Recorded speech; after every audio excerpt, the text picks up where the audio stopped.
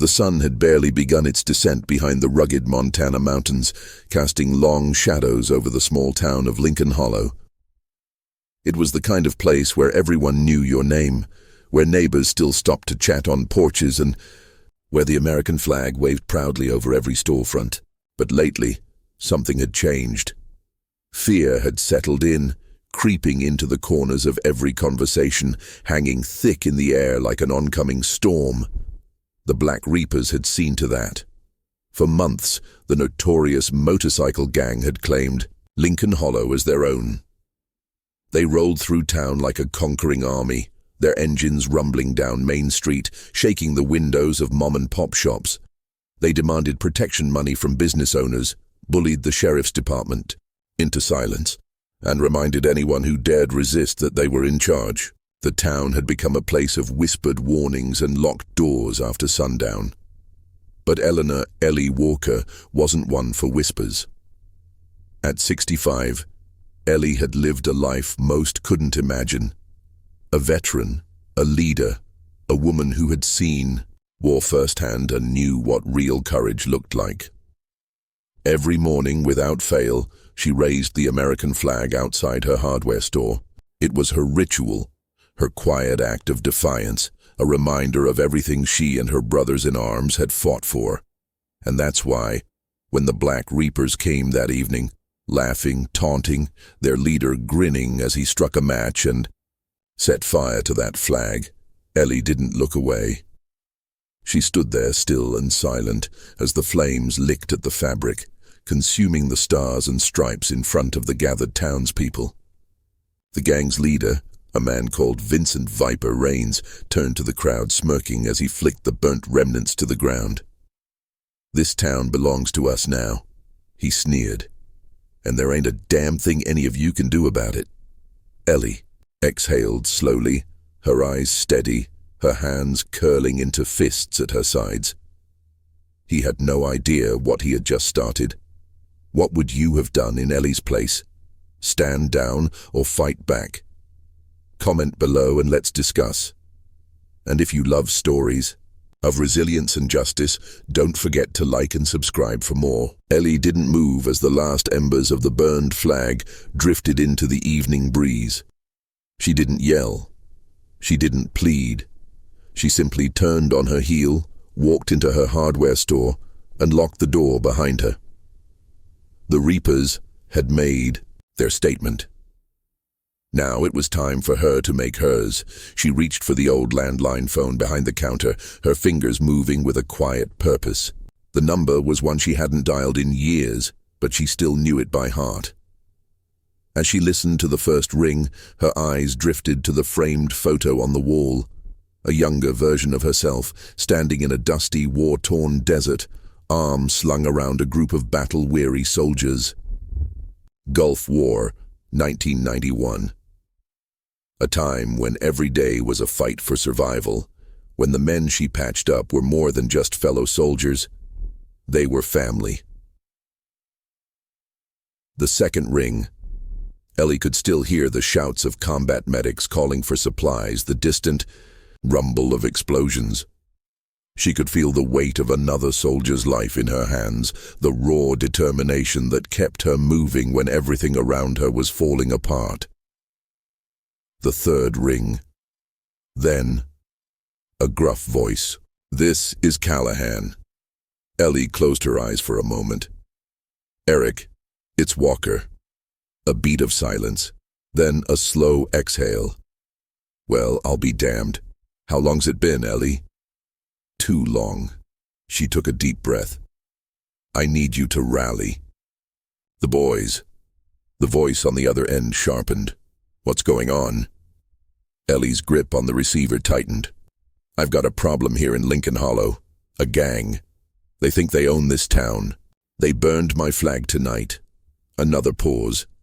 Then a low, steady response. "We'll be there by morning." Ellie set the receiver down, her heartbeat calm and steady. The fight hadn't even begun yet, but she already knew how it would end. At sunrise, the town of Lincoln Hollow woke to the sound of 100 engines roaring down Main Street. The Black Reapers had spent months trying to instill fear into the town, but the sound of these motorcycles didn't bring fear. They brought something else entirely. Hope. One by one they rolled in, men and women, their jackets worn with patches from wars past, Desert Storm, Iraq, Afghanistan. Some were older, grizzled with time. Others were younger, still carrying the sharp gaze of soldiers who had seen too much. They weren't just bikers, they were warriors, and they were here for Ellie. Eric Callahan, tall and broad-shouldered, pulled up in front of her hardware store, shutting off his engine and swinging a leg over his bike. He hadn't changed much in the years since they'd last spoken. Still had that air of quiet authority, the kind of man you listened to when he spoke. "Looks like you've got yourself a mess, Walker," he said, eyes scanning the storefronts, the nervous faces of townsfolk peering from windows. Ellie nodded. "Nothing we can't handle." He cracked a grin. "Damn right." The town's reaction was mixed. Some folks hesitated, wary of so many strangers rolling in. The last thing they wanted was another gang replacing the first. But others, like Margaret from the diner or old Mr. Holloway from the gas station, stood a little taller, feeling the shift in the air. Sheriff Ben Tate arrived not long after, his cruiser pulling to a slow stop in front of the hardware store. He stepped out, adjusting his belt, giving the group of veterans a careful once-over. "I should have known you'd do something like this, Ellie," he said, sighing. "Not much choice, Sheriff," she answered, crossing her arms. "These men aren't here to start trouble. They're here to end it." Tate rubbed a hand over his jaw, glancing at Callahan. "I appreciate the help, but if this escalates, we're looking at a real war on our hands." Callahan met his gaze evenly. "Sheriff, I respect what you're trying to do. But these men..." He gestured toward the veterans behind him. "They don't lose wars." Tate exhaled through his nose, nodding reluctantly. "Then let's make sure we do this right." And just like that, the planning began. They turned the town into a stronghold. Callahan and his men set up watch points at key locations: the diner, the gas station, the roads leading in and out. Radios were distributed, emergency plans put in place.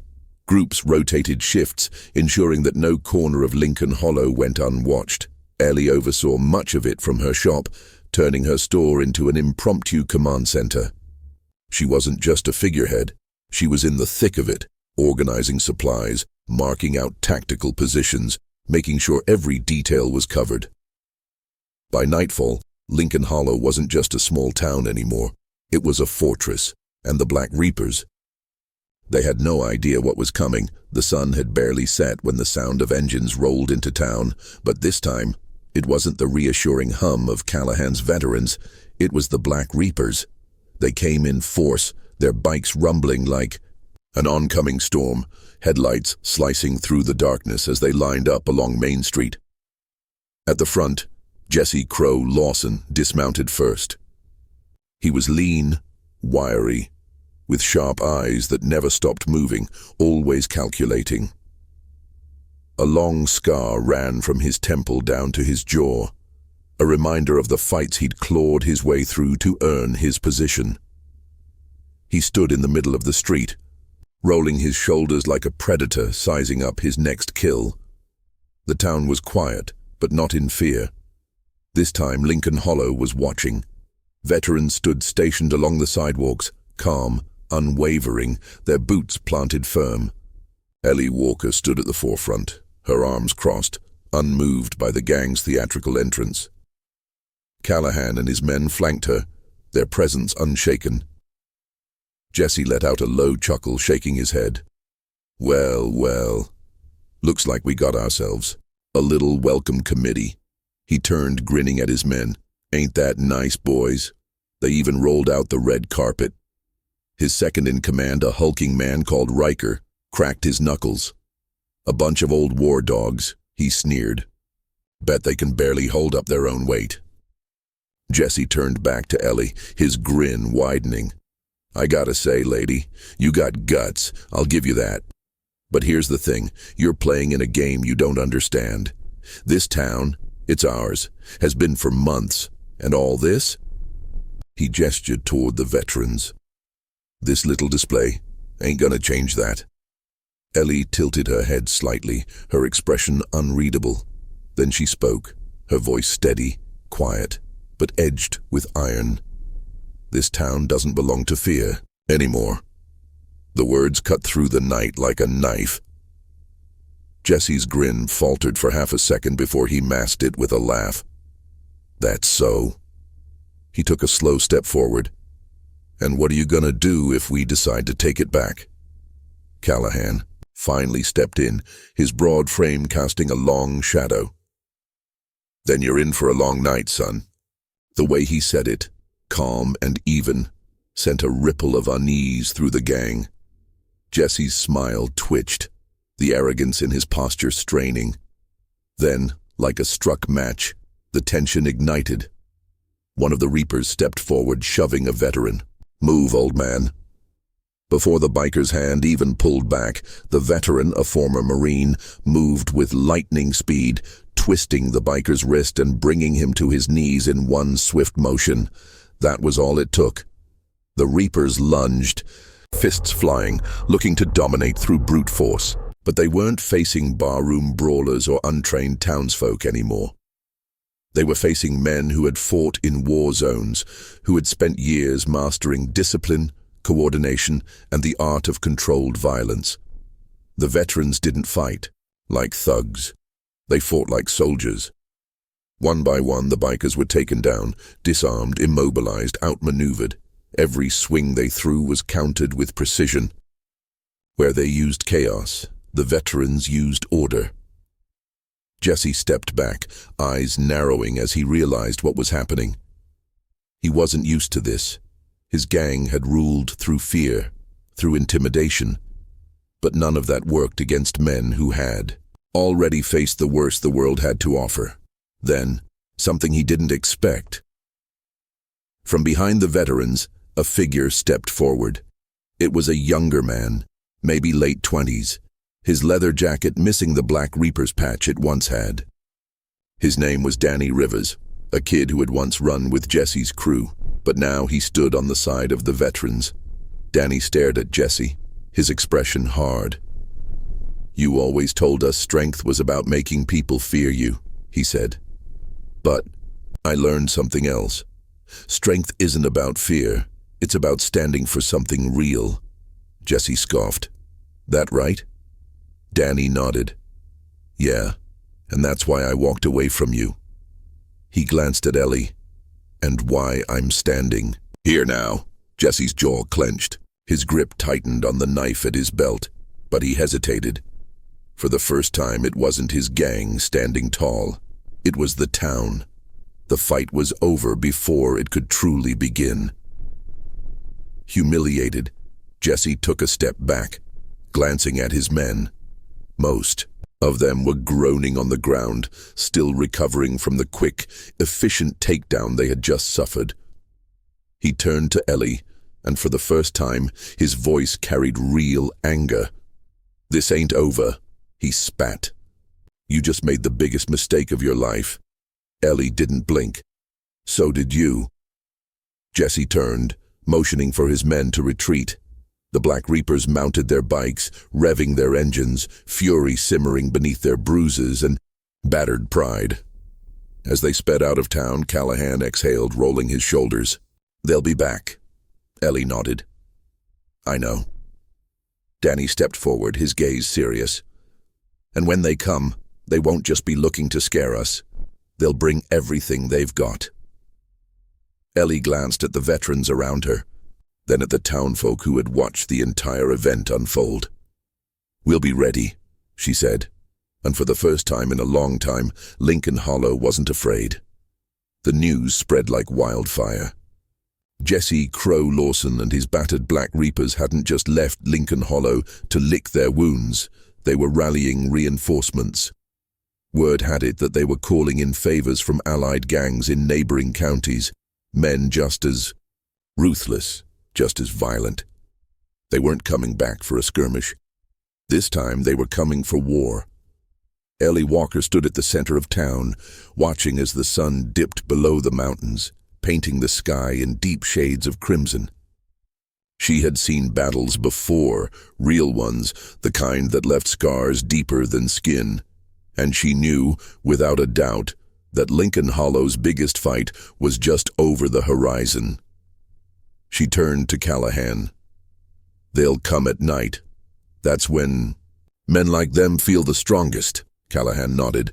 "Then we make sure they're walking into a nightmare." With only a handful of veterans against what could be an army of outlaws, brute strength wasn't an option. Strategy was. By dawn, Ellie and her team got to work.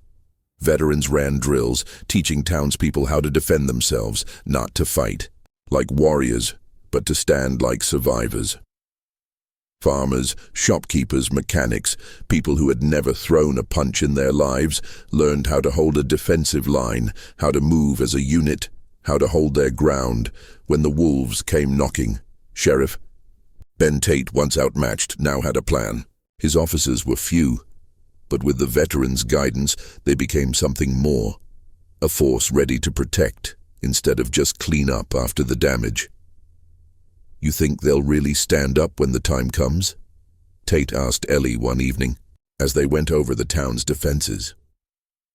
Ellie looked around at the faces of the people who had spent months living in fear.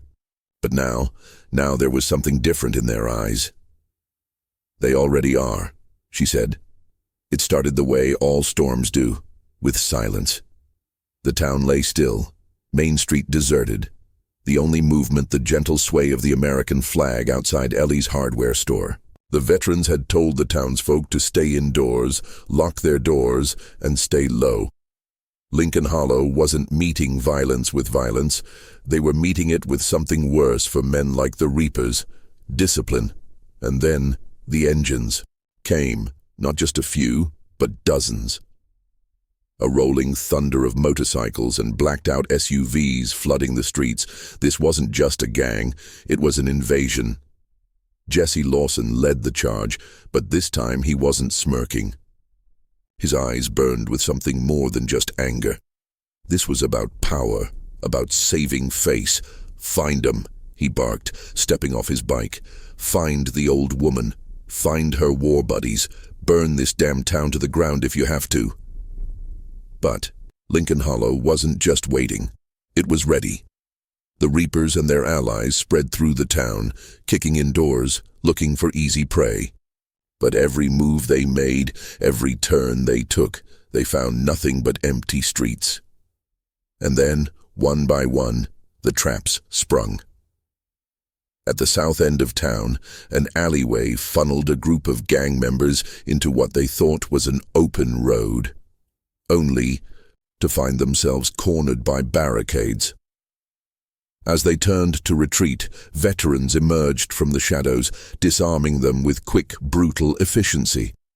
At the town square, another group tried to torch Ellie's store, but before they could strike, a match, floodlights blinded them. A voice rang out. "Callahan's. You boys really should have done your homework."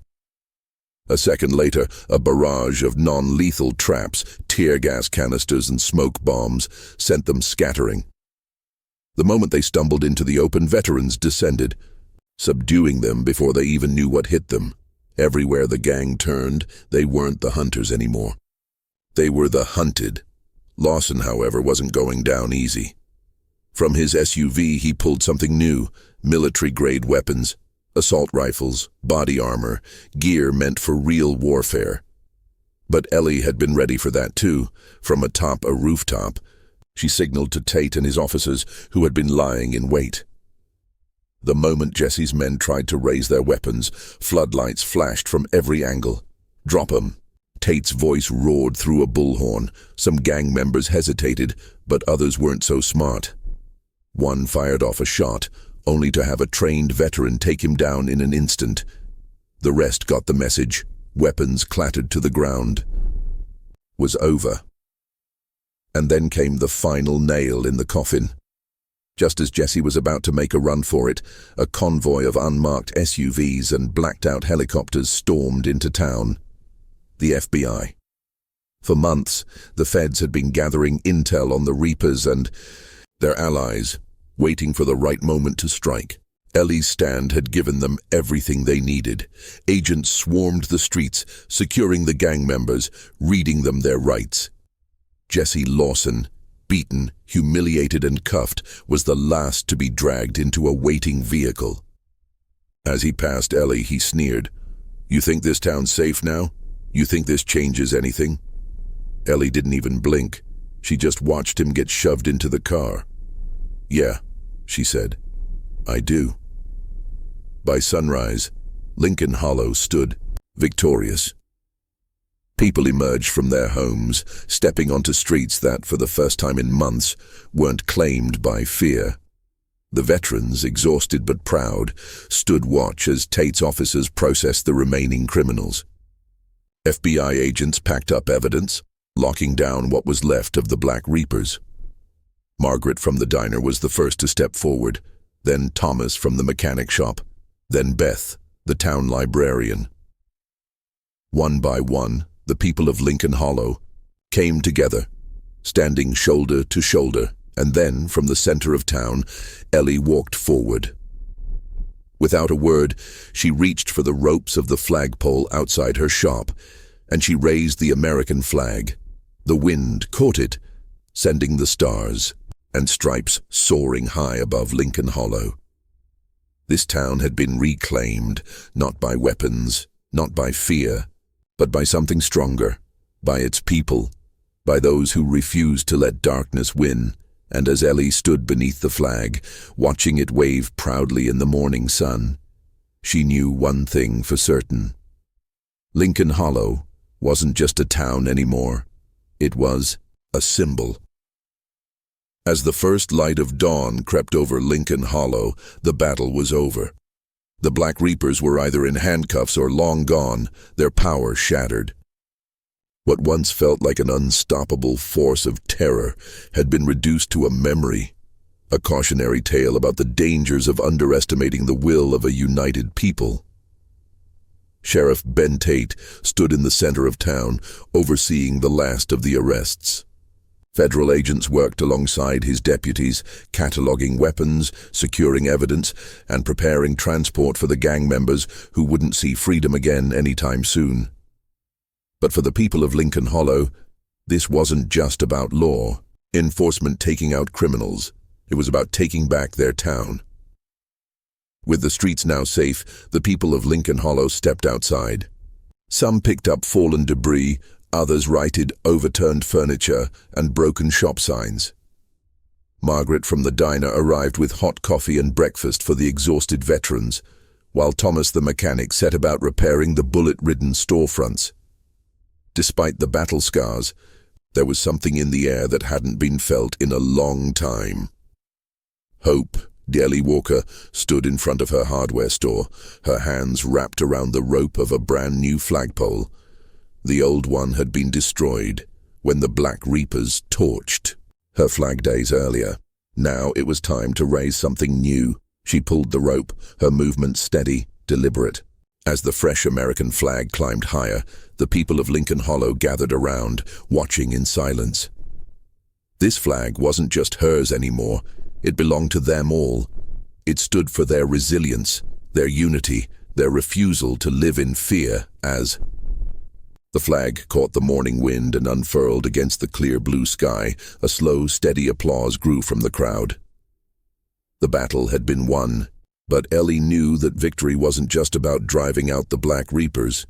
It was about making sure they never had a reason to come back. The veterans didn't just pack up and leave. They stayed. Some helped Sheriff Tate establish new community watch programs, ensuring that Lincoln Hollow would never be caught off guard again. Others took on a more personal mission, mentoring young men in the town, showing them a different kind of strength, one built on honor instead of fear. Even the former gang members who had chosen redemption over crime had a place here. Callahan and his veterans guided them, teaching them discipline, giving them a second chance. Because as Ellie knew, sometimes the toughest battles weren't fought with fists, but with forgiveness. As the day wore on, Ellie sat on the steps of her store, watching Lincoln Hollow come back to life. The streets no longer belonged to fear. The sound of motorcycles no longer meant trouble. She thought back to the moment they burned her flag, the moment the town had been at its lowest, and then she looked at what stood in its place. Not just a flag, a town that had found its strength again. She felt a quiet pride settle in her chest. Not just for herself, but for everyone who had stood together, for every person who refused to let darkness take what was theirs. Real strength isn't found in weapons or power. It's found in the bonds of brotherhood, in standing together for what's right. Ellie had known that in war. She had known it in life, and now Lincoln Hollow knew it too. As the sun climbed higher, the people of Lincoln Hollow walked forward, not in fear, but in strength, and that was a victory no gang could ever take away. What do you think was the most important moment in this battle? Was it the veterans arriving, the town standing together, or that final moment when fear lost its grip for good? Comment below, and let's talk about it. And if you want more stories of real heroism, don't forget to like, subscribe, and share, because some battles are worth remembering.